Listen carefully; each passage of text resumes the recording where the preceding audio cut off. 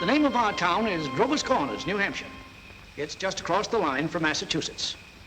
Latitude is 42 degrees, 40 minutes. Longitude is 70 degrees, 37 minutes. Running right through the middle of the town is Main Street. Cutting across Main Street on the left is the railroad tracks. Beyond the railroad tracks is Polish Town. You know, foreign folks who come here to work in the mills, a couple of Canuck families, and the Catholic Church. You can see the steeple of the Congregational Church. The Presbyterian is just across the street. The Methodist and the Unitarian are up a block. The Baptist Church is down in the hollow by the river. Next to the post office is the town hall. Jail's in the basement. Brian once made a speech right from those very steps. It's a nice town, know what I mean? Nobody very wonderful ever come out of it, so far as we know. The earliest dates on the tombstones up there in the cemetery say 1670. They're Grovers and Cartwrights and Gibbses and Herseys. Same names as you find around here now. First, we'll show you a day in our town. Not as it is today in the year 1940, but as it used to be in the year 1901. All right, operator, let's start. Yes, sir, that's the way our town looked back in the year 1901. Along Main Street is a row of stores with hitching posts and horse blocks in front of them. The first automobile is going to come along in about 5 years. The date is June 7th, 1901. It's just before dawn. Yeah, just about. The sky is already beginning to show some streaks of light in it over there in the east, back of our mountain. The morning star gets wonderful bright the moment before it has to go. The only lights on in the town are in a cottage over in Polish Town where a mother's just giving birth to twins, and down in the depot where Shorty Hawkins is just getting ready to flag the 5:45 for Boston. There she is now. Of course, naturally, out in the country all around, there have been lights on for some time, what with milking and so on. But town folks sleep late. Here comes Joe Crowell delivering the morning papers. So, another day has begun. Here comes Doc Gibbs from that baby case I was telling you about. And this is Doc Gibbs' house. His neighbor is Editor Webb. There's Mrs. Gibbs coming downstairs to get breakfast. Later on, about 1910, she's going out to visit her daughter Rebecca in Canton, Ohio. Mrs. Gibbs is going to die there, pneumonia. But she's going to be brought back here, and she's going to be buried in the cemetery right here in our town with a whole mess of Gibbses and Herseys. In our town, we like to know the facts about everybody. And there's Mrs. Webb coming downstairs to get her breakfast, too. Mrs. Webb was a Grover before she married Editor Webb. Yeah. Children, time to get up. George, Rebecca. Emily, time to get up. Wally, 7 o'clock. Whoa, Missy.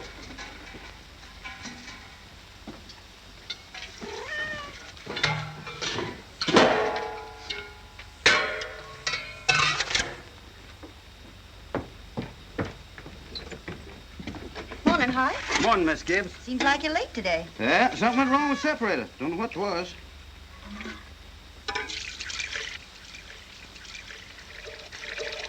There you be. Thanks, Hart.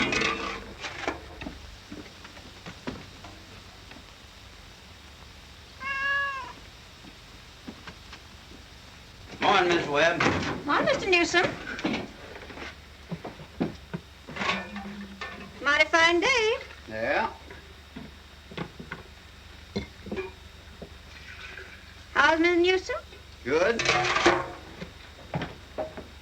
Emily? Wally? George, Rebecca.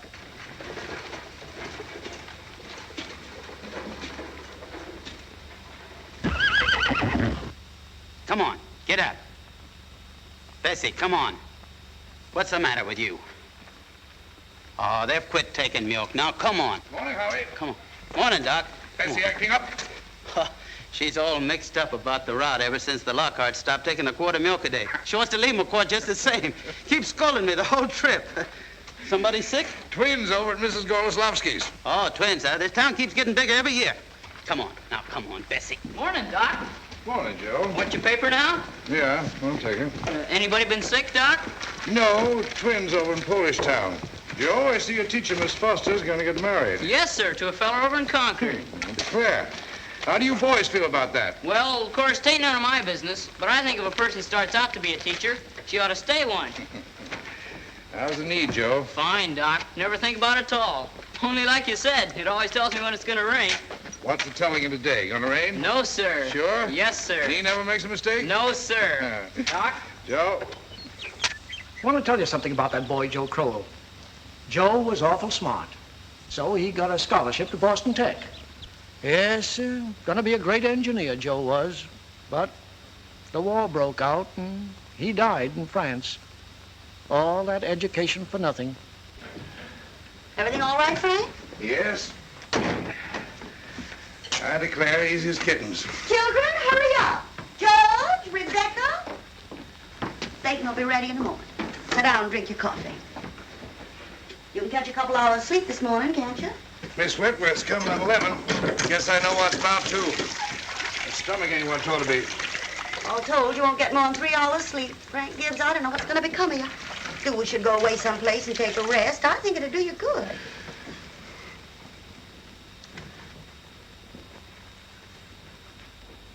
Children, hurry now. Emily, Wally? I declare you have to speak to George. Seems like something's come over him lately. He's no help to me at all. Can't even get him to cut me some wood. Is he sassy to you? He just whines. All he thinks about is that old baseball. George, Rebecca, you'll be late for school. George! George, look sharp. Yes, Pa? Don't you hear your mother calling you?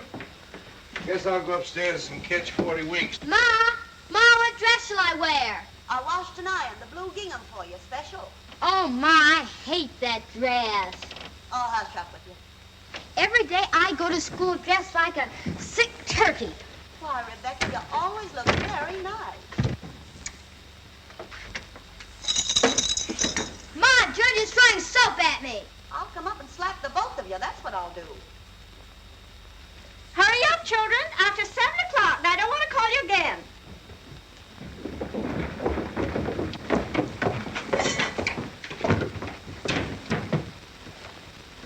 Pa? Morning, children. Children, I won't have it. Breakfast just as good as any other meal, and I won't have you gobbling like wolves. It'll stunt your growth, that's a fact. Wally, put your book away. Oh, Ma, by 10 o'clock I gotta know all about Canada. You know the rules well as I do. No books at table. As for me, I'd rather have my children healthy than bright. Well, I'm both, Mama. You know I am. I'm the brightest girl in school for my age. I have a wonderful memory. Eat your breakfast. Well, I'll speak to your father about it when he's rested. Seems to me like 25 cents a week's enough for a boy your age. I declare, I don't know how you spend it all. Oh, Ma, I got a lot of things to buy. Strawberry phosphate, that's what you spend it on. Well, I don't see how Rebecca comes to have so much money. She's got more than $1. I've been saving it up gradual. Well, dear, I think it's a good thing to spend some now and then. Ma, do you know what I like most in the world? Do you? Money. Eat your breakfast. That's first bag, gotta go.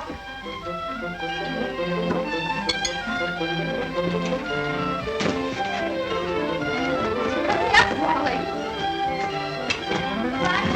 Bye, Mama. Hello, George. George, you good place this morning today? Now, walk fast, but you don't have to run. Wally, pull up your pants at the knee. Rebecca, give Miss Foster my best congratulations. Can you remember that? Rebecca, pick up your feet.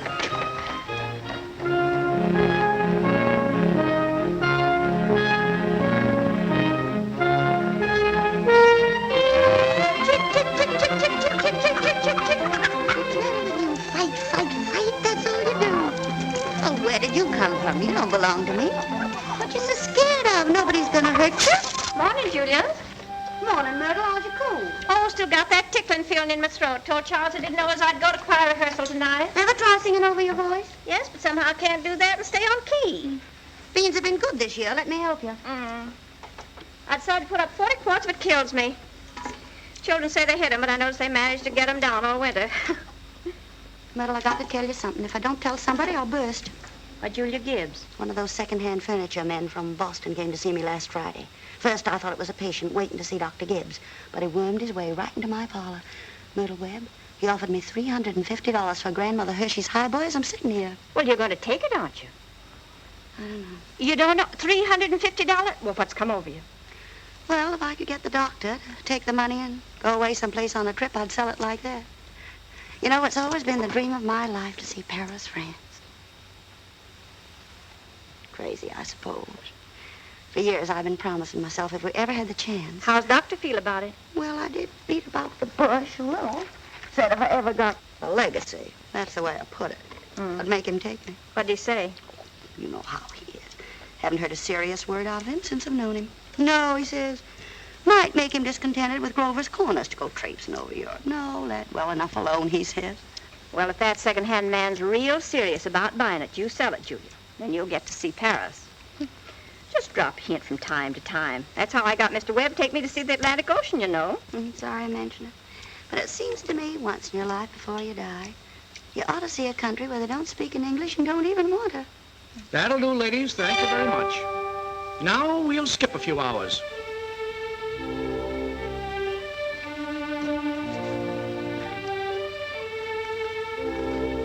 Now, before we get on, I think we ought to have a little more information about the town.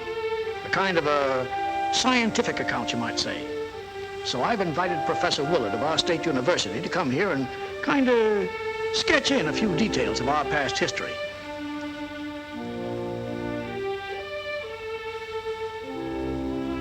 There he is now. Am I late? Right on time. May I introduce Professor Willard of our state university? Now, just a few brief words, Professor. Unfortunately, our time's limited. Yes, let me see. Grover's Corners. Grover's Corners lies on the old Pliocene granite of the Appalachian Range. I might say that's some of the oldest land in the world. We're very proud of that around here. Some highly interesting fossils have been found. I might say unique fossils. 2 miles north of town in Silas Peckham's cow pasture. These may be seen in the museum of the university at any time. Well, that is, at any reasonable time. Shall I tell them about the meteorological conditions, the mean precipitation, etc.? I'm afraid we won't have time for that, Professor. We might have a few words about the history of man here, though. Oh, anthropological data. Yes. Let me see. Early Amerindian stock, Cotahatchee tribes. No evidences before the 10th century of this era. Now entirely disappeared. Oh, possible traces in 3 families. Migration in the early 17th century of English brachiocephalic blue-eyed stock, and since then some Slav and Mediterranean. And the population, Professor? Within the town limits, 2,640. Oh, is that so? In that case, the population at the moment is 2,642. The postal districts bring in 507 more, making a total of 3,149. Mortality, birth rates, constant. By McPherson's gauge, 6.032. Thank you very much, Professor. I'm sure we're all very much obliged to you. Not at all, sir, not at all. Good day. And now the social and political report. Oh, Editor Webb? Mr. Webb? Charlie Webb's the father of Wally and Emily. Emily's the smart girl with a good memory. You know, you saw her at breakfast. All right, Editor Webb, it's your turn now. Well, I don't have to tell you that we run here by a board of selectmen. All males vote at the age of 21. Women vote indirect. Politically, we are 86% Republican, 12% Democrats, 4% Socialists. The rest indifferent. Religiously, we're 85% Protestants, 12% Catholics. Rest indifferent. Very ordinary town, if you ask me, but our young people here seem to like it well enough. Lots of them settle down right here to live, even after they've been away to college. Now, is there anybody in the audience who'd like to ask Editor Webb any questions about our town? Is there much drinking in Grover's Corners? Well, ma'am, I wouldn't know what you'd call much. Saturday nights, the farmhands meet down at Ellery Greenow's stable and holler some. We got one or two town drunks, but they're always having remorses every time an evangelist comes to town. No, I'd say that liquor wasn't a regular thing in the home here, except in the medicine chest. Right good for snake bites, you know, always was. Mr. Webb. Yes? Mr. Webb, is there any culture or love of beauty in Grover's Corners? Well, no, ma'am, not much. That isn't the sense you mean. There's some girls that play the piano with the high school commencement, but they ain't happy about it. No, there ain't much culture. Robinson Crusoe and the Bible and Handel's Largo, we all know that, and Whistler's mother.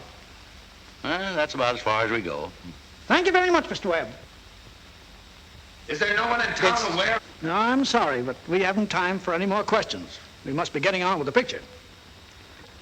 It's getting on in the afternoon. All 2,642 have had their dinners. All the dishes have been washed. There's an early afternoon calm about the town.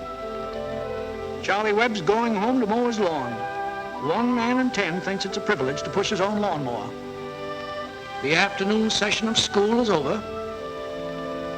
Doc Gibbs is in his office tapping people and making them say, ah. Ah. I have to go home and help my mother. I promised. Emily, walk simply. Who do you think you are today? Papa, you're terrible. 1 minute you tell me to stand up straight, and the next minute you call me names. I just don't listen to you. Golly, I never got a kiss from such a great lady before. Hello, Emily. Oh, hello. You made a fine speech in class today. Well, I was really ready to make a speech on the Monroe Doctrine, but the last minute Miss Foster made me talk about the Louisiana Purchase instead. I worked an awful long time on both of them. Gee, it's funny, Emily. From my window up there, I can see your head nights when you're doing your homework over in your room. Why, can you? You certainly do stick to it, Emily. I don't see how you can sit still that long. I guess you must like school. Well, I feel it's just something you have to go through. What do you think, Emily? We might work out a kind of telegraph from your window to mine, and you could give me a hit every once in a while on one of those algebra problems. Well, Oh, I don't mean the answers, Emily. Of course not. I mean just some little hint. oh, I think hints are allowed, so if you get stuck, George, just whistle to me, and I'll give you some hints. Gosh. You're just naturally bright, I guess. Well, I figure it's just the way a person's born. Yeah. But you see, well, I want to be a farmer, and my Uncle Luke says is whenever I'm ready, I can come over and work on his farm. And if I'm any good at all, I can just gradually have it. You mean the house and everything? Oh, yeah.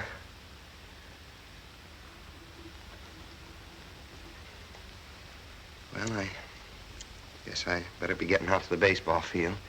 Thanks for the talk, Emily. Afternoon, Mrs. Webb. Good, George. So long, Emily.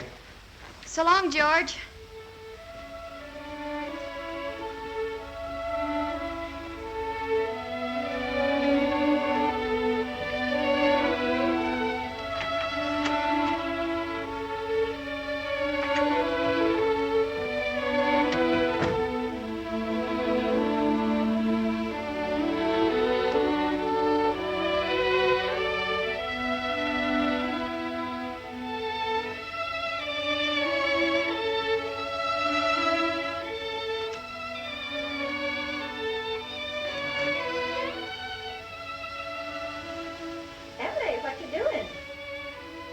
Nothing, Mama. If you're doing nothing, you can come in here and help me with this yarn.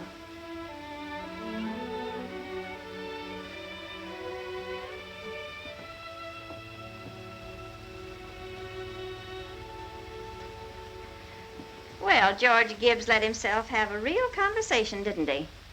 He's grown up. How old would George be? Oh, I don't know. Let's see, he must be around 17. Mama made a speech in class today. I was very good. You must recite it to your father at supper. What was it about? The Louisiana Purchase. It was like silk off a spool. I'm going to make speeches all my life. You're holding it too tight, Emily. Yeah, that's better. Mama, will you answer me a question? Serious? Seriously, dear, not serious. Seriously, will you? Of course I will. Mama, am I good looking? Of course you are. Both my children have got good features. Be ashamed if they hadn't. Oh, Mama, that's not what I mean. What I mean is, am I pretty?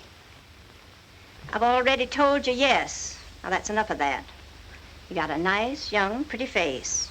Never heard such foolishness. Oh, Mama, you never tell us the truth about anything. I am telling you the truth. Mama, were you pretty? Yes, I was, if I do say it. I was the prettiest girl in town next to Mamie Cartwright. Oh, but Mama, you've got to say something about me. Am I pretty enough to get anybody? Well, to get people interested in me. Emily, you make me tired. Now stop it. You're pretty enough for all normal purposes.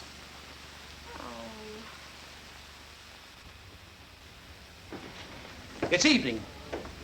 You can hear the choir practicing in the Congregational Church. The children are all home doing their schoolwork. The day is running down like a tired clock.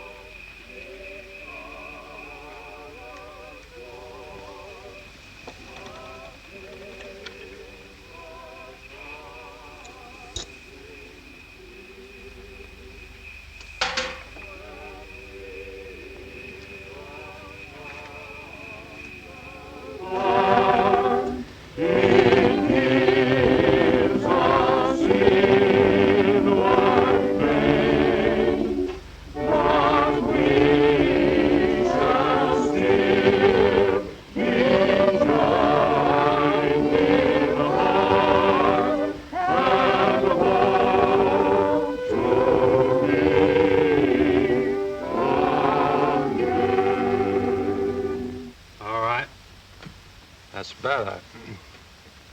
This ain't no miracle. And I'll do it again. And remember, ladies, music come into the world to give pleasure. I'll try it again.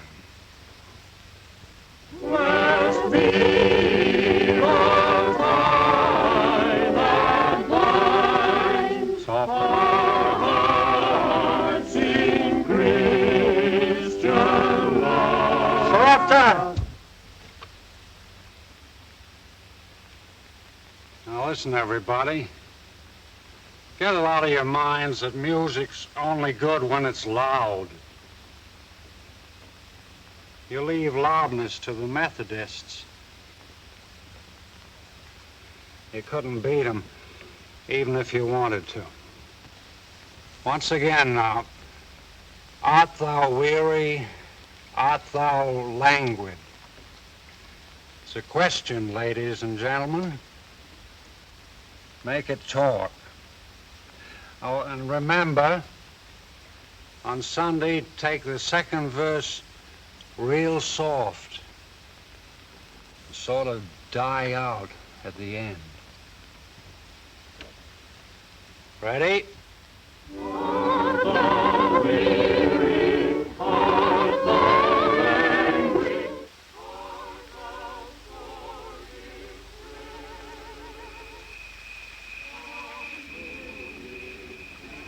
thou Emily.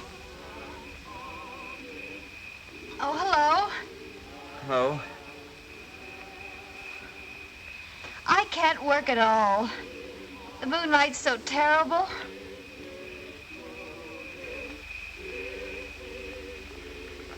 Emily, did you get the third problem? Which? The third.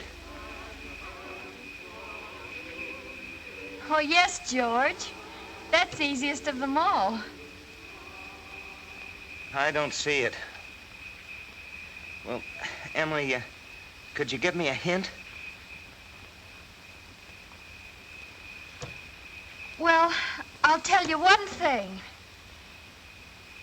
The answer's in yards. In yards? What do you mean? Square yards. Oh, square yards. Well, yes, George, don't you see? Yeah. Square yards of wallpaper. Oh, I see. Square yards of wallpaper. Thanks a lot, Emily. You're welcome. My, isn't the moonlight terrible?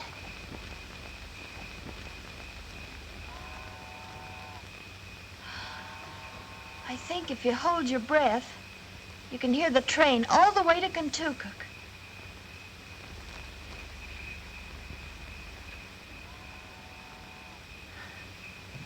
Hear it?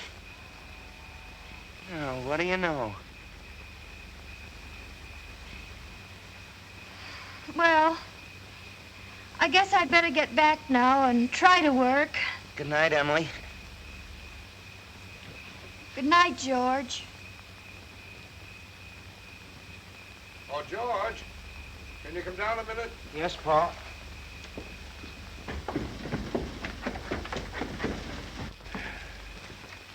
Make yourself comfortable, George.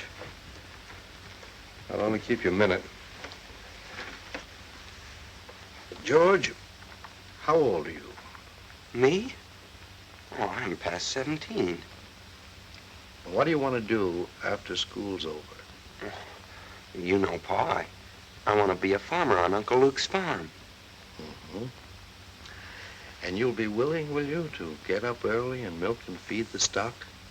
And you'll be able to hoe and hay all day? Sure I will. What do you mean, Pa? Well, George, when I was here in the office today, I heard a funny sound. What do you think it was? It was your mother chopping wood.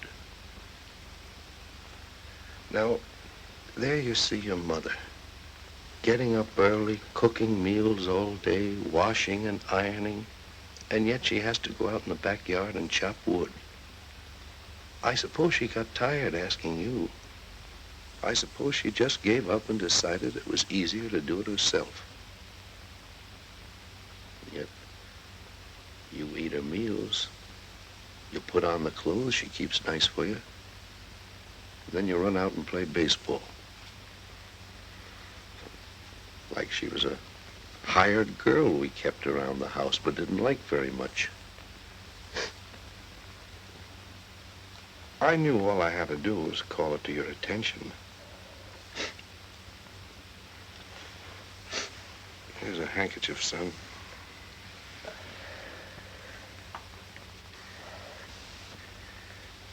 I wonder what's happened to your mother.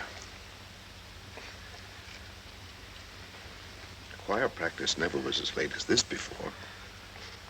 It's only 8:30, Pa. I don't know what she wants in that choir anyway. She hasn't got any more voice than an old crow. Traipsing around the street this hour of the night.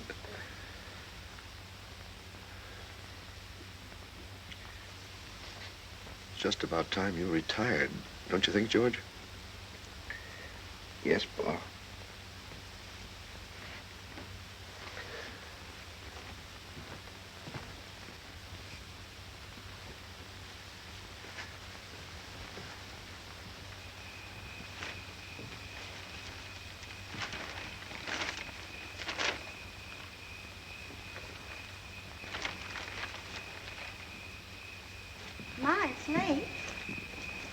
real nice choir practice, wasn't it? Myrtle Webb, look at that moon. Potato weather, sure. Well, naturally, I didn't want to say a word about it in front of those others. But now we're alone. Really, it's the worst scandal that ever was in this town. What? Why, Simon Stimpson. No, Llewellyn. But, Julia, to have the organist of a church drink, and drunk year after year. Llewellyn. Julia, you know he was drunk tonight. Now, Llewellyn, we all know about Mr. Stimpson, and we all know about the troubles he's been through. And Dr. Ferguson knows, too. And if Dr. Ferguson is willing to keep him on in his job there, the only thing the rest of us can do is just not to notice it. Not to notice it? But it's getting worse. No, it ain't, Luella. It's getting better. I've been in that choir twice as long as you have, and it doesn't happen anywhere near so often. Oh, my. I hate to go to bed on a night like this. Well, good night, Luella. Good night. Good night, Julia. Night, Myrtle. You can get home all right, Llewellyn? Oh, it's bright as day. I can see Mr. Soames scowling at the window now. You think we've been to a dance the way the menfolk carry on. Good night, Julia. Good night, Llewellyn. See you on Sunday. See you then.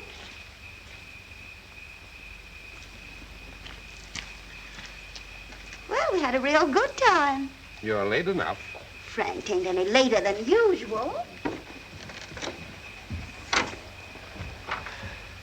You stopping to gossip with a lot of hens. Now, don't be grouchy.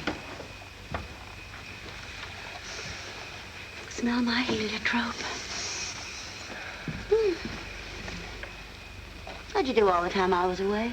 Oh, I read as usual.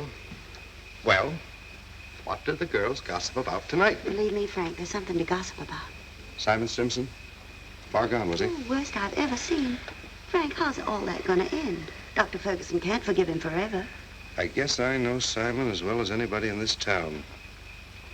Some people just ain't made for small-town life. I don't know how that'll end. But there's nothing we can do but leave it alone. Get in. Oh, no, not yet. Frank, I'm worried about you. What are you worried about? Well, I think it's my duty to plan for you to get a real rest and change. And if I get that legacy, I'm going to insist upon it. No, Julie, no. There's no sense in going all over that again. Come on. It's getting late. First thing you know, you'll catch a cold. I gave George a piece of my mind tonight. I reckon you'll get your wood chop. For a little while, anyway. You know, Frank, Mrs. Fairchild always locks the front door every night. All the people up in that part of town do. They're all getting too cityfied. That's the trouble with them. They haven't got a thing fit to burgle, and everybody knows it. Good evening, Constable. Evening, Mr. Webb. Quite a moon. Yeah. All quiet tonight? Simon Stimpson is rolling around a little. I just saw his wife moving out to hunt for him. So I looked the other way. There he is now.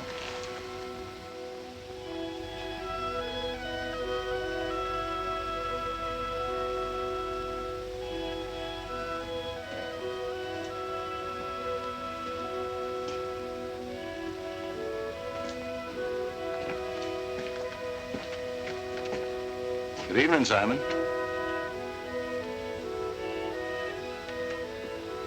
Good evening. Most of the town settled down for the evening. Guess we'd better do the same. Can I walk along with you?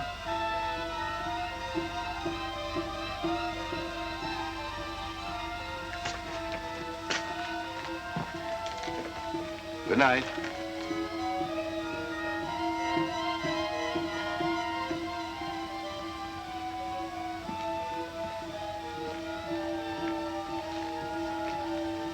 I don't know how that's going to end. Oh, Bill, if you see my boy smoking cigarettes, give a word to him, will you? He thinks a lot of you, Bill. I don't think he smokes those cigarettes, Mr. Webb. Leastways, not more than 2 or 3 a year. Well, I hope not. Good night, Bill. Good night, Mr. Webb.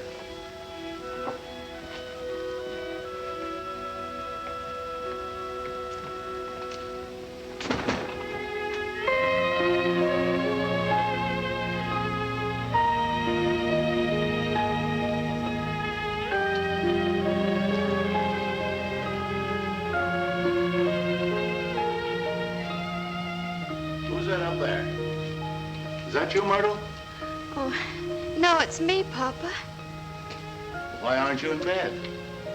I don't know. I just can't sleep yet, Papa. The moonlight's so wonderful, and the smell of Mrs. Gibbs' heliotrope. Can you smell it? Yes. Having any troubles on your mind, have you, Emily? Troubles, Papa? No. Well, don't let your mother catch you. Good night, Emily. Night, Papa.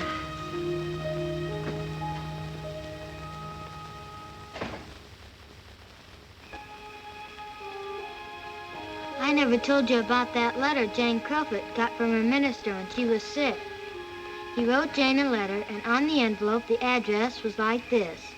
It said, Jane Crowfoot, the Crowfoot Farm, Grover's Corners, Sutton County, New Hampshire, the United States of America. What's funny about that? But listen, it's not finished.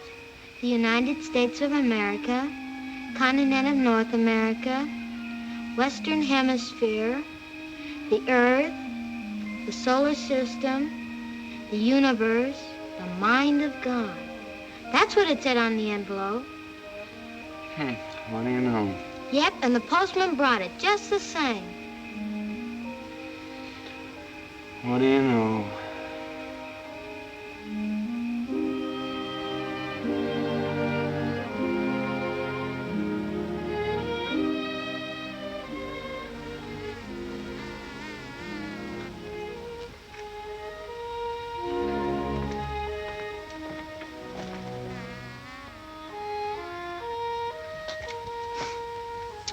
Well, 3 years have gone by.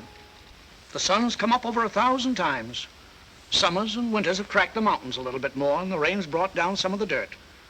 Some babies who weren't even born before have begun talking regular sentences already. And some folks who thought they were right young and spry have discovered they can't bound up a flight of stairs the way they used to without their hearts fluttering a little. All that can happen in 1,000 days. Nature's been pushing and contriving in other ways, too. A number of young people fell in love and got married. Most everybody in the world gets married. In this town, there aren't hardly any exceptions. Most everybody climbs into the grave married. What you've seen was called the daily life. Let's call what you're going to see love and marriage. So it's 3 years later. It's 1904. It's July 7th, just after the high school commencement. That's the time most young people jump up and get married. As soon as they've passed their final examinations in solid geometry and Cicero's orations, that's the time most young people think themselves fitted to get married. It's early morning again. Only this time it's been raining. It's been thundering and pouring. I don't know. May start in again any moment. Yeah. There's the 5:45 for Boston. And there's Cy Crowell delivering the papers like his brother before him. And there's Mrs. Gibbs and Mrs. Webb coming downstairs to get breakfast just as though this were an ordinary day. I don't have to point out to the women in the audience that both these ladies they see before them, both these ladies have been cooking 3 meals a day, one of them for 21 years and the other for 25, and never took a summer vacation. They raised 2 children apiece, washed, cleaned the house, and never had a nervous breakdown. And here comes Howie Newsom and Bessie delivering the milk.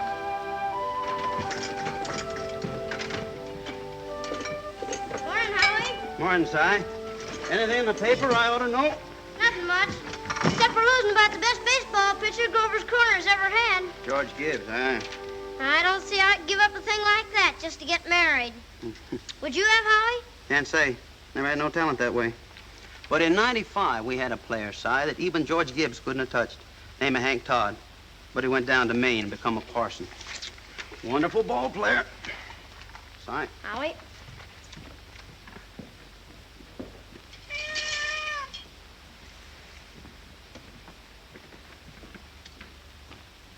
Morning, Miss Gibbs. Morning, morning, Howie. It's too bad it's so wet, but I guess it's cleared up for good. Certainly hope it has. Gonna have a house full of relations today, Howie. Looks like I'll need 3 of milk and 2 of cream. 3 of milk and 2 of cream. My wife says to tell you we hope they'll be happy. No, they will. Thanks a lot, Howie. Tell your wife I hope she gets the wedding. Maybe she can. She'll get there if she can. Morning, Miss Webb. Morning, Mr. Newsom. Told you 4 quarts, but I hope you can spare me another. Yes, I brought you a pint of cream, too. Miss Newsom told me special to tell you as how we hope to be very happy. No, they will. Thank you, Mr. Newsom, and thank Mrs. Newsom. We're counting on seeing you at the church. Yes, sir. We hope to get there all right. Couldn't miss that.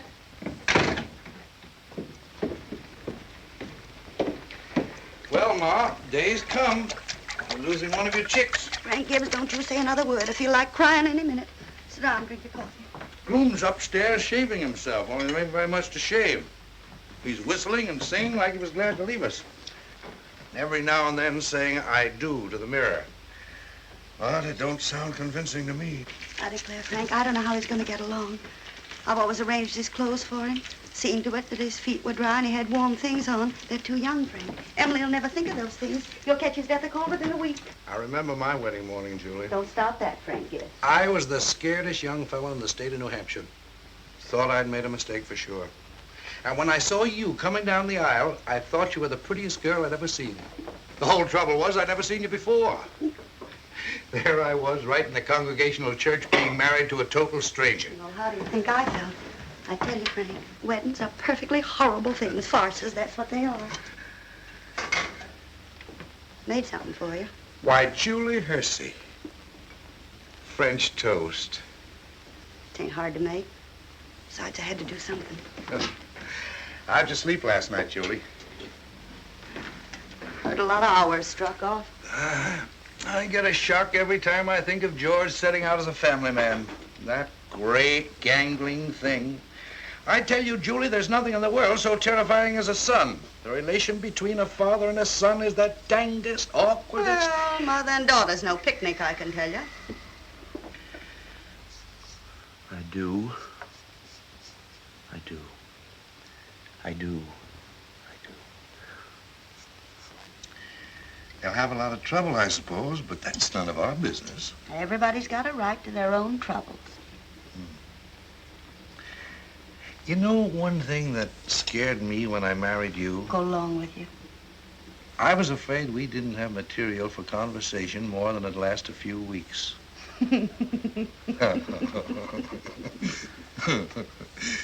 I was afraid we'd run out and have to eat our meals in silence. It's a fact. Well, you and I have been conversing for 20 years without any noticeable barren spells. Good weather, bad weather, 'tain't very choice, but I always find something to say. Did you hear Rebecca stirring around up there? No. This is the only day in the year when she isn't managing everyone's affairs up there. She's hiding in her room, and I have an idea she's crying. Land's sakes, this has got to stop. Rebecca? Rebecca, come and eat your breakfast.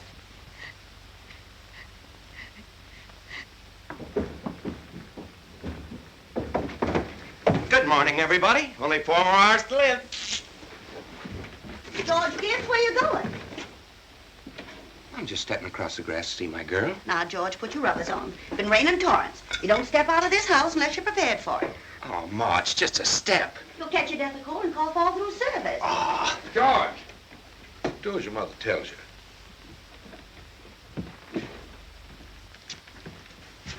From tomorrow on, you can kill yourself in all weathers, but when you're in my house, you'll live wisely, thank you.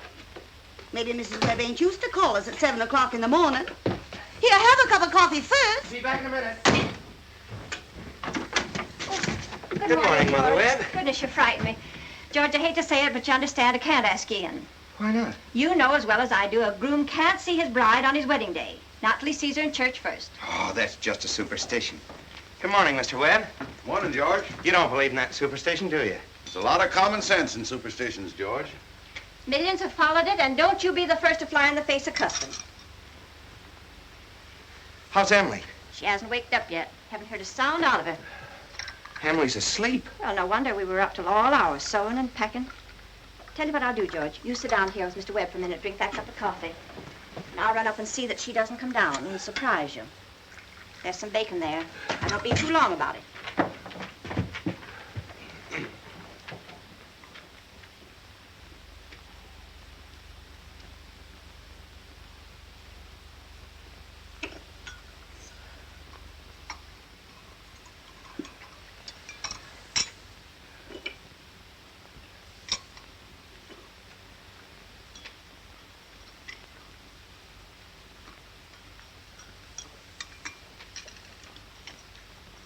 Well, George, how are you?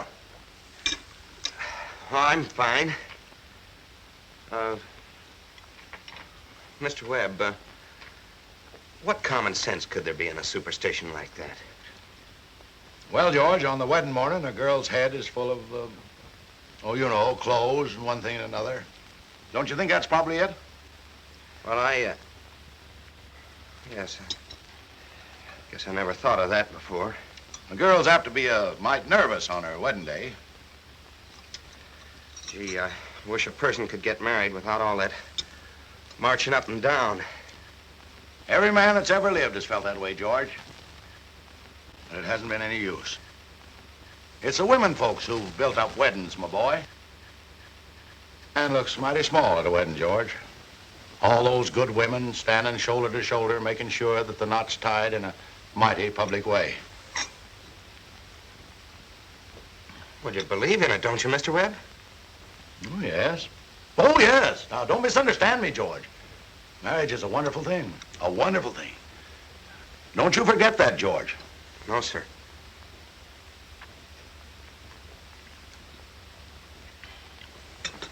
Mr. Webb, how old were you when you got married? Well, you see, I had been to college, and I'd taken a little time to get settled. But Mrs. Webb wasn't much older than what Emily is. Oh, age hasn't much to do with it, my boy. That is, compared with other things. What were you going to say, Mr. Webb? Oh, I don't know. Was I going to say something? George? I was remembering the other night the advice my father gave to me when I got married. Yes, he said, Charles, he said, start right off by showing her who's boss. Best thing to do is to give an order about something, even if it don't make sense. Just so she'll learn to obey, he said. Then he said, if anything about her irritates you, conversation or anything, get right up and leave the house. That'll make it clear to her. And oh, yes, he said, never tell your wife how much money you have. Never. Well, I couldn't exactly do that. So I took the opposite of his advice, and I've been happy ever since. So let that be a lesson to you, my boy. Never ask advice of anybody on personal matters. George, Emily's got to come down and eat her breakfast. She sends you love, but she don't want to lay eyes on you. Goodbye. Goodbye. Myrtle, I guess you didn't know about that older superstition. What do you mean, Charles? Since the caveman, no bridegroom should see his father-in-law on the day of the wedding or near it. Remember that.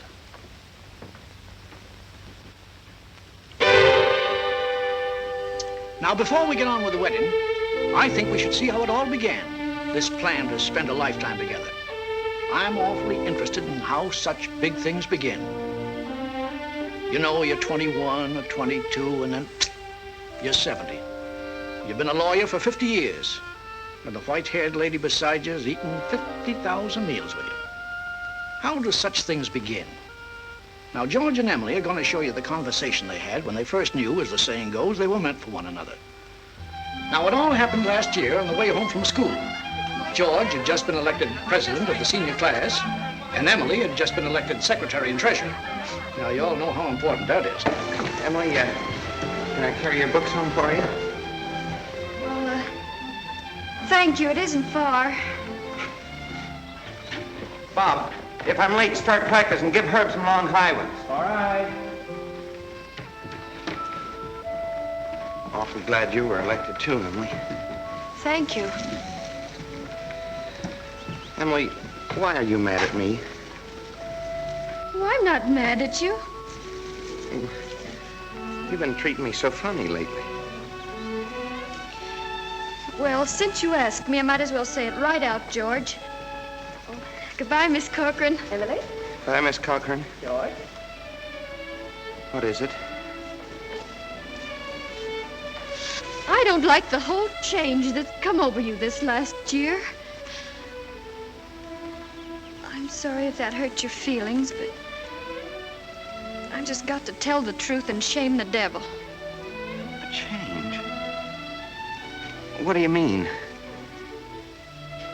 to a year ago, I used to like you a lot. I used to watch you while you did everything. Because we'd been friends for so long.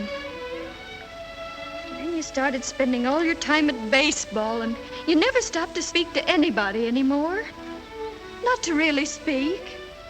Not even to your own family you didn't. And George, it's a fact. Since you've been captain, you got awful stuck up and conceited, and all the girls say so. It hurts me to hear them say it, but I have to agree with them a little because it's true. Oh, gosh, Emily. I never thought that such a thing was happening to me. I guess it's hard for a fellow not to have some faults creep into his character. I always expect a man to be perfect, and I think he should be. Well, I don't think it's possible to be perfect, Emily. Well, my father is. And as far as I can see, your father is. And there's no reason on earth why you shouldn't be, too. I feel that it's just the other way around. Well, men aren't naturally good, but girls are.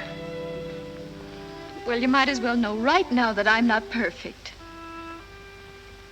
It isn't as easy for a girl to be perfect as a man because, well, we girls are more nervous. Oh, now I'm sorry I said that about you. I don't know what made me say it. Emily... Now I can see it isn't the truth at all. Suddenly I feel it isn't important anyway.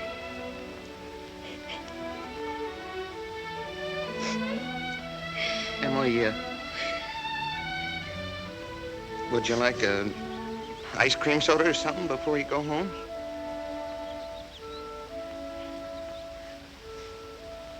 Thank you, I would. Hello, George. Hello, Emily. Hello, Miss Morgan. Well, what can I do for you? Why, Emily Webb, what you been crying about? Well, she got an awful scare, Mr. Morgan. That hardware store wagon almost ran over her. And everybody says that Tom Huckins drives like a crazy man. Well, here, let me give you a glass of water. Gracious, you look all shook up. I tell you, you gotta look both ways before you cross Main Street these days. It's getting worse every year. What do you have? I'll have a strawberry phosphate, Mr. Morgan. Oh, no, Emily. Have a soda with me. Well, 2 strawberry ice cream sodas, Mr. Morgan. 2 strawberry ice cream sodas, yes, sir. Yes, sir, I want to tell you something. There are 275 horses in Grover's Corners this very moment I'm talking to you. State inspector was in here yesterday. Now with all these automobiles coming along, looks to me like the only safe place to stay was to home. Gracious, I can remember the time when a dog had lie out in the middle of Main Street all day long without anything coming along to disturb him. There you are. Howdy, Mrs. Ellis. What can I do for you? Got a prescription. Yes? Well, let's see. Shouldn't take long to fill that. You just sit down here. Be with you in just a minute. They're so expensive. No, Emily, don't you think about that. We're celebrating our election. Emily, I want to ask you a favor. What? If I go away to State Agricultural College next year, will you write me a letter once in a while? I certainly will. I certainly will, George. It certainly seems like being away 3 years, you'd get out of touch with things. Maybe letters from Grover's Corners won't seem so interesting after a while. Grover's Corners isn't a very important place when you think of all New Hampshire, but I think it's a very nice town. Oh, well, the day wouldn't come when I wouldn't want to know everything about our town. Well, I know that's true, Emily. Well, I'll try to make my letters interesting.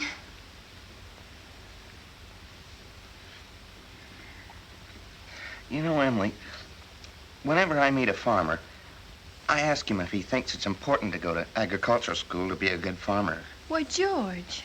Yeah, and some of them even say it's a waste of time. And well, you can get all that stuff anyway in the pamphlets the government puts out. Well, Uncle Luke's getting pretty old, and he's about ready for me to start taking over his farm. Tomorrow, if I could.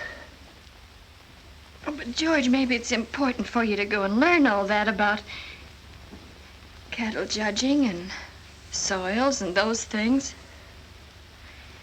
Of course, I don't know. Emily, I'm gonna make up my mind right now. I won't go. I'll tell Pa about it tonight. But, George, you don't have to decide right now. It's a whole year away. Emily, I'm glad you spoke to me about that fault in my character. Oh. And everything you said was right, but there was one thing wrong with it. And that's when you said I wasn't noticing people. And you, for instance. You say you were watching me when I did everything. I was doing the same thing about you all the time. Why? Sure, I always thought about you as one of the chief people I thought about. I always made sure where you're sitting on the bleachers and who you were with. And well, for 3 days now, I've been trying to walk home with you, but something always got in the way. And yesterday, I was standing out by the wall waiting for you, and I walked home with Miss Cochran. Oh, George. Life's awful funny. How could I have known that? I thought... Emily, I'm going to tell you why I'm not going to agricultural school. I think that once you've found a person that you're very fond of, a person who's fond of you, too, likes you well enough to be interested in your character, I think that's just as important as college is, and even more so. That's what I think. I think it's awfully important, too. Emily? Yes, George? Emily, if I do improve and make a big change, would you be... I mean, could you be... I am now.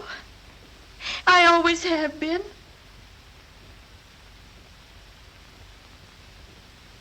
So I guess this is a pretty important talk we've been having. Yes. Yes. So long, Mrs. Ellis. Dave.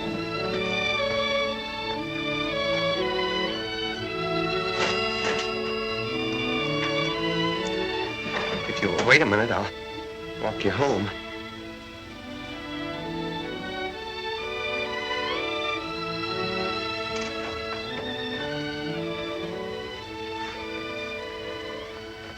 Mr. Morgan. Yes? I'll have to go home and get the money to pay you for this. Why, George Gibbs, do you mean to tell me that you... Mr. Morgan, I had a reason. Look, I'll leave my gold watch with you until I get back. No, you keep your watch, George. I'll trust you. But I'll be back in 5 minutes. I'll trust you for 10 years, George. Not a day more, though.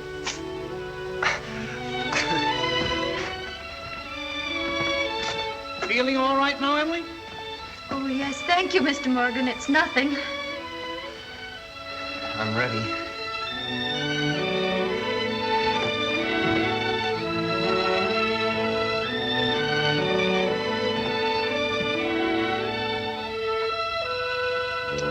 Well, now to get on with the wedding. There's a lot of things to be said about a wedding. We can't get them all into one wedding, naturally. Especially not a wedding in Grover's Corners, where weddings are mighty short and plain. People think a lot of thoughts during a wedding. The bride, the groom, the relatives and the guests, and even the minister. Yes, a lot of thoughts go on during a wedding. I've married 200 couples in my day. M marries N. Millions of them. The cottage, the go-kart, the Sunday afternoon drives in the country, the first rheumatism, the grandchildren, the second rheumatism, the deathbed, the reading of the will. Once in 1,000 times it's interesting. I don't know why on earth I should be crying. I suppose there's nothing to cry about. This morning at breakfast, it just come over me. There was Emily eating her breakfast as she's done for 17 years. She's going out of my house. I suppose that's it. I never felt so alone in my whole life. I don't want to get married. Why can't I stay for a while as I am? Papa, darling, don't you remember what you used to say all the time, that I was your girl? I don't want to get married.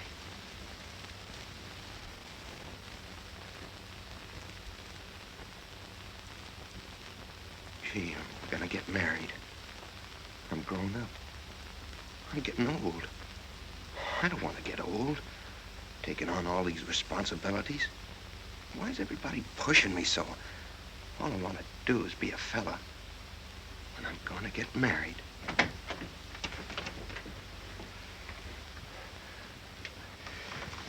Cheer up, Ma. I'm getting married. Come on, Ma. Now, Ma, you save Thursday nights. Emily and I'll be over for supper every Thursday night. You'll see.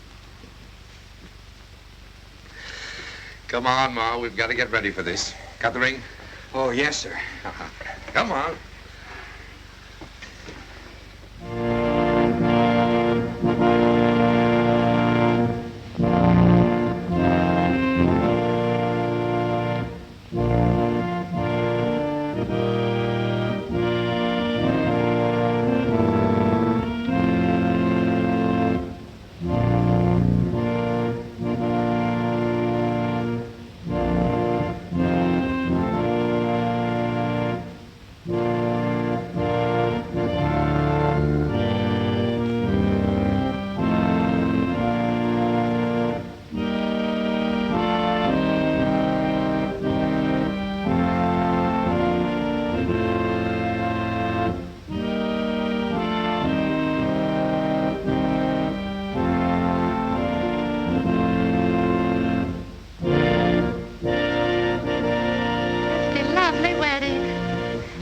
Wedding I ever saw. Oh, I do love a good wedding, don't you?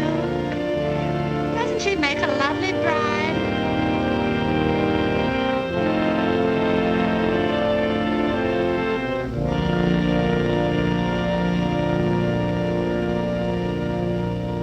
Dearly beloved, we are gathered together here in the sight of God and in the face of this company to join together this man and this woman in holy matrimony. Don't know when I've seen such a lovely wedding. Be entered into I always cry. But reverently, I don't know why it is, but advisedly, I always soberly, cry. and in the fear of God. I just like to see young people Into happy. this holy estate, these two persons They're such a present lovely come now to couple. be joined. I've never I been to such a require and nice charge you wedding. both, in sickness I'm and sure. in health, to love and to cherish till death you do part, according to God's holy ordinance, and thereto plight her your troth. I do. Do you, Emily, take George to your wedded husband, to have and to hold from this day forward, for better, for worse, for richer, for poorer, in sickness and in health, to love and to cherish till death you do part, according to God's holy ordinance, and thereto plight him your troth? I do. What token dost thou give of thy sincerity? With this ring, With this ring, I thee wed. I thee wed. For as much as George and Emily have consented together in holy wedlock, and have witnessed the same before God and this company, and have declared the same by giving and receiving a ring, I pronounce that they are husband and wife. Amen.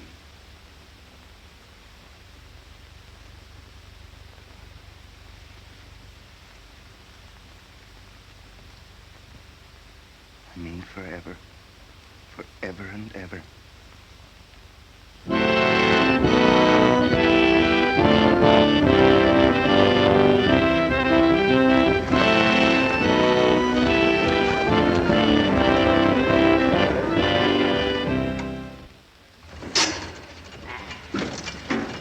Pay you first of the month, like usual. Hey, ya, Howie.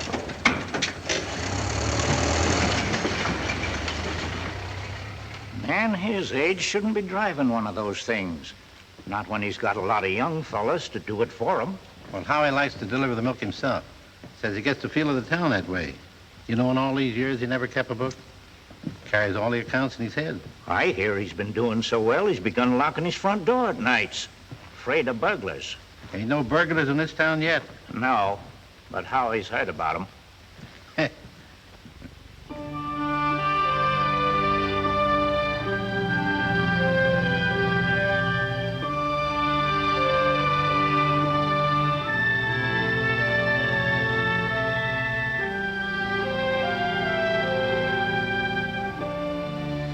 This time, 9 years have gone by, friends.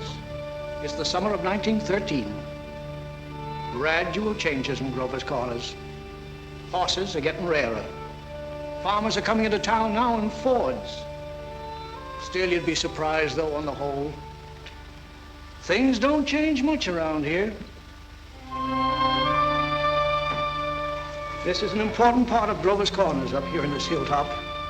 Lots of sky, lots of clouds, often lots of sun and moon and stars. It's certainly a beautiful spot up here. I often wonder why people want to be buried in Woodlawn or Brooklyn when they might pass the same time up here in New Hampshire. Over here are the old stones, 1660, 1670.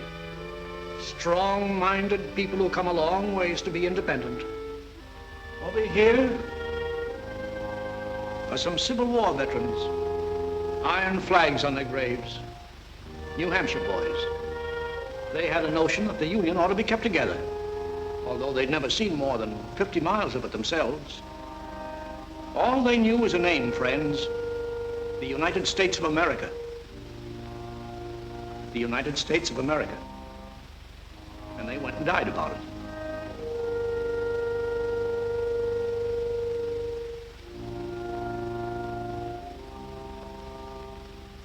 This is the new part of the cemetery. There's Mrs. Soames, who enjoyed the wedding so much, remember? And there's our friend, Mrs. Gibbs. Yeah, Doc Gibbs lost his wife 3 years ago, just about this time. And Editor Webb's boy, Wallace, whose appendix burst on a Boy Scout trip to Crawford Notch. There's Mr. Stimson, the organist at the Congregational Church. He drank a lot, they used to say. Hung himself in the attic. They tried to hush it up, but of course it got around. He wrote his own epitaph. Ain't a verse exactly, it's just a lot of notes. I wouldn't know what it was. It was all read up in the Boston papers at the time, though. A lot of sorrows kind of quieted down up here, too. All those important things, mother and daughter, husband and wife, enemy and enemy, money and miser. All those terribly important things. The earth part kind of burns away, burns out. And what's left? What's left when memory is gone? And your identity, Mrs. Smith? Something eternal. We all know down in our bones that something is eternal, and that something has to do with human beings. All the greatest people that have lived for the past 5,000 years have been telling us that, and yet you'd be surprised how we lose sight of that fact. There's something eternal about every human being. I guess I'm thinking these thoughts today on account of our friend Emily. Another baby's expected down at that happy home we saw started. It's Emily's second. There's a little boy about 6 years old. But this time, Emily's pretty sick. Doc Gibbs is going around these days with a mighty worried face.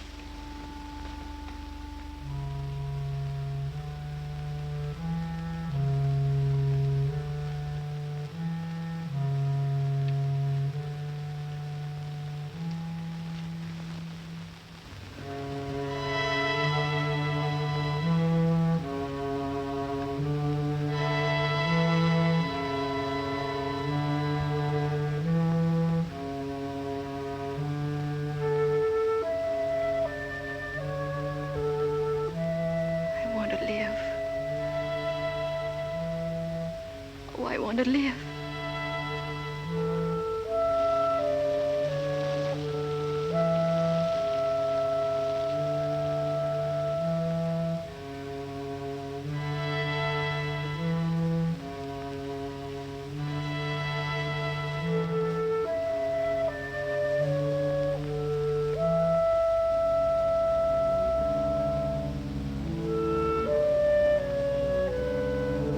Who's coming now, Julia? My daughter-in-law, Emily Webb. What ails her? Trouble bringing a baby into the world. Why, I remember Emily's wedding. Wasn't it a lovely wedding? I remember I called on George and Emily at their farm just before I died. Perfectly beautiful farm.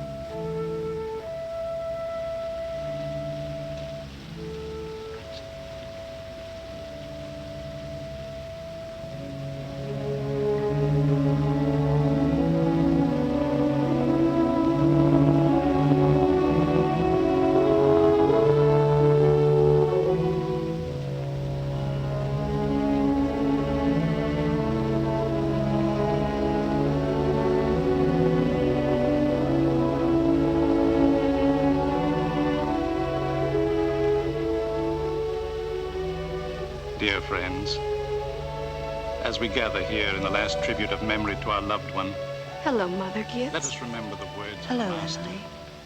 Hello, I Emily. am the resurrection and the life. Hello, Mrs. Soames. He that believeth in me Hello, sis. Hello, Wally. eternal in the heavens.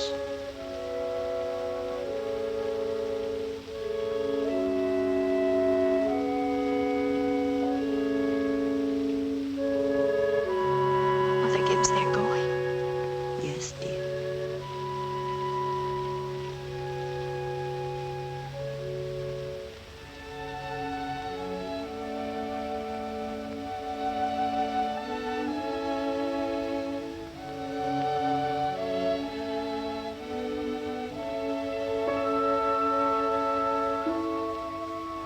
Father Gibbs is bringing some of my flowers to you, Mother Gibbs.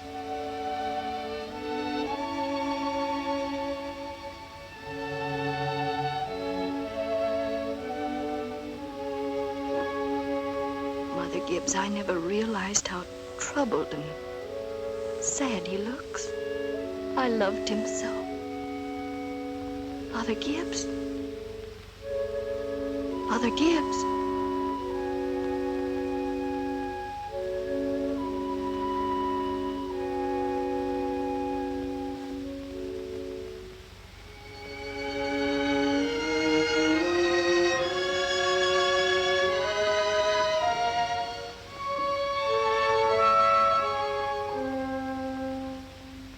Oh, I'm so tired, Mother Gibbs.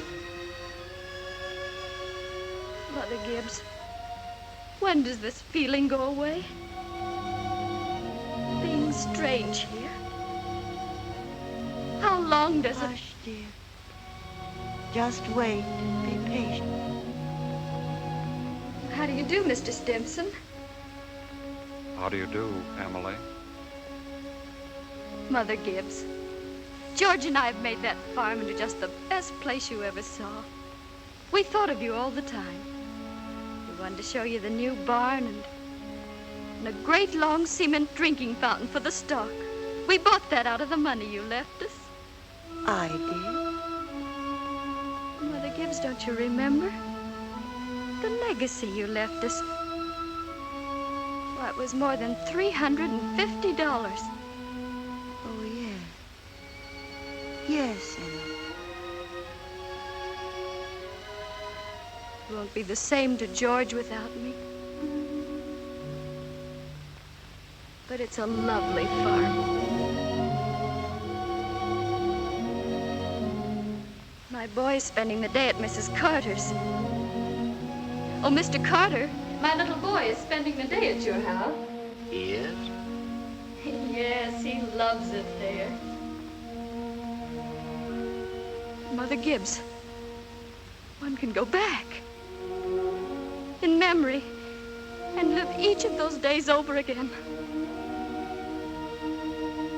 just then for a moment I was thinking about the farm.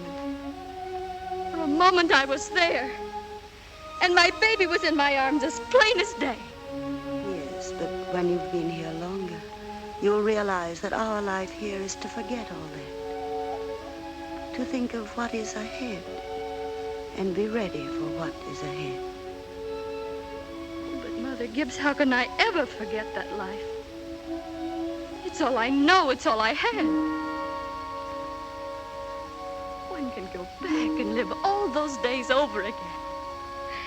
I feel it, I know it. You not only live it, you watch yourself living it. I'll choose a happy day. Oh, Emily, it isn't wise. Really, it isn't.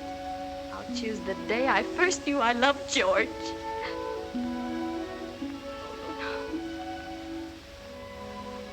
Why should that be painful? Because it's the happiest days that are the hardest to relive and to forget. But I must. Then choose an unimportant day. Choose the least important day in your life. It will be important enough.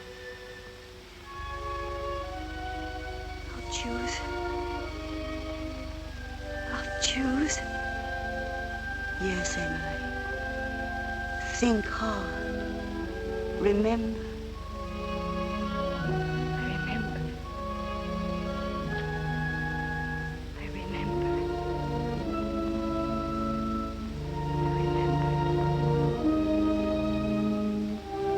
There's Main Street. Well, that's Mr. Morgan's drugstore before he changed. And there's the livery stable. That's the town I knew as a little girl. And look, there's the old white fence that used to be around our house. Oh, I'd forgotten that. I love it so.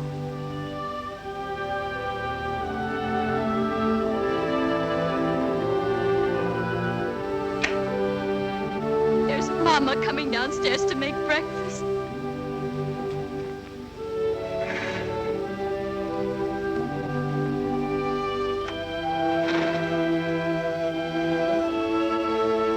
Mama.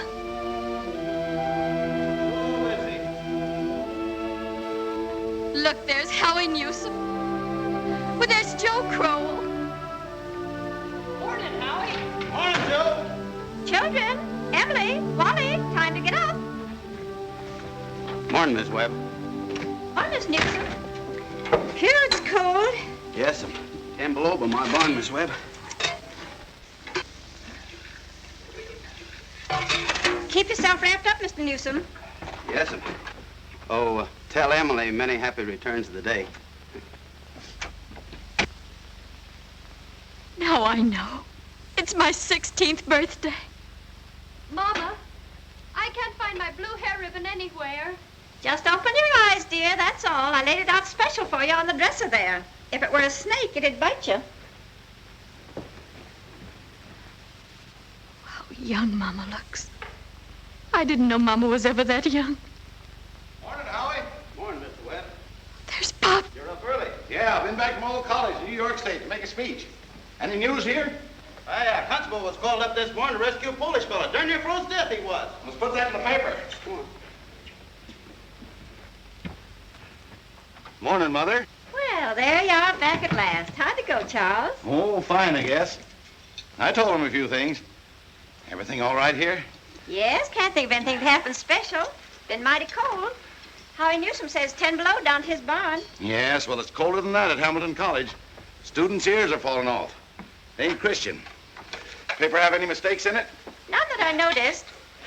Oh, you can have your coffee when you want it, Charles. Don't forget it's Emily's birthday. Did you remember to get her anything? Got it right here. Where's my girl? Where's my birthday girl? Don't interrupt her now, Charles. You can see her at breakfast. She's slow enough as it is. I can't bear it. Why did they ever have to get old? Mama, I'm here. I'm grown up. Oh, I love you all. Everything. I can't look at everything hard enough. Hurry up, children. 7 o'clock. I don't want to call you again.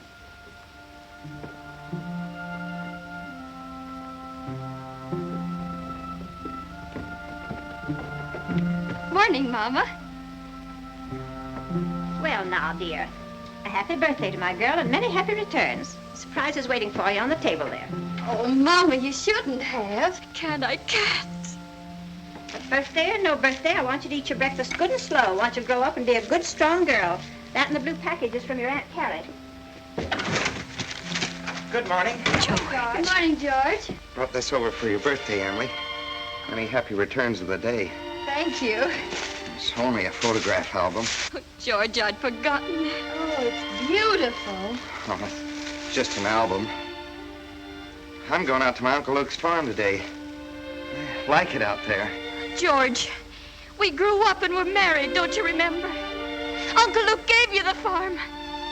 Well, goodbye. Goodbye, and thanks. Chew this bacon good and slow. It'll help keep you warm on a cold day. Mama, just look at me for 1 minute as though you really saw me. Mama, 12 years have gone by. I'm dead. I married George Gibbs, Mama. Wally's dead, too. Mama, his appendix burst on a cabbing trip to Crawford Notch. We felt just terrible about it, don't you remember? Just for a moment now, we're all together. Mama, let's be happy just for a moment. Let's look at one another. That and the yellow package is something I found in the attic among your grandmother's things. You're old enough to wear it now, and I thought maybe you'd like it. Oh, and this is from you. It's lovely. It's just what I wanted. It's beautiful. I hoped you'd like it. Wally has a present for you, too. He made it an annual training class. Be sure and make a fuss over it. Your father's got a surprise for you, too. Don't know what it is myself. Shh. Here he comes. Where's my girl? Where's my birthday girl? I can't go.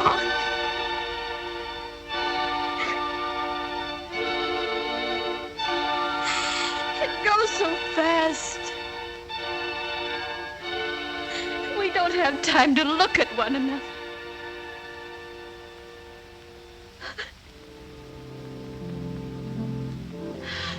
Oh, I didn't realize. So all that was going on. And we never noticed. Must I go back to my grave? Wait. One more look.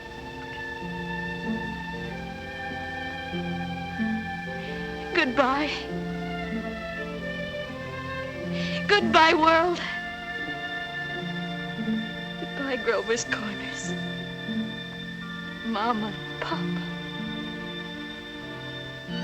Goodbye to clocks ticking.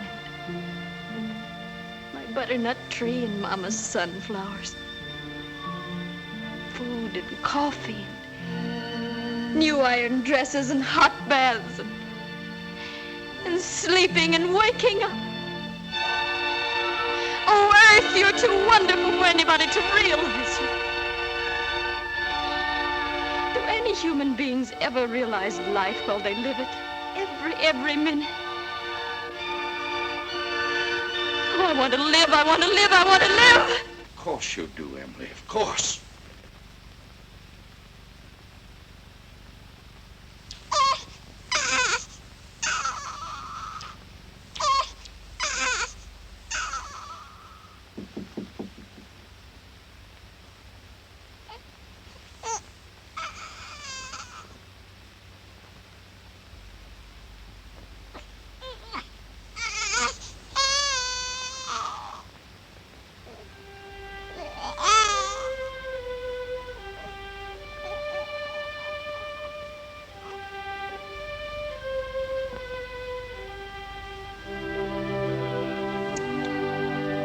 Most everybody's asleep in Grover's Corners. Oh, there are a few lights on. Down at the depot, Shorty Hawkins has just watched the Albany train go by. And of course, out in George and Emily's farm, they're still up. Talking over the new baby, I suppose. It's like what one of those Midwestern poets said. You gotta love life to have life, and you gotta have life to love life.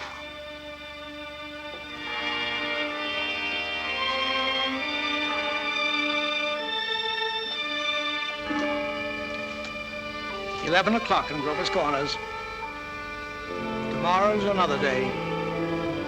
Everybody's resting in Grover's Corners. You get a good rest, too.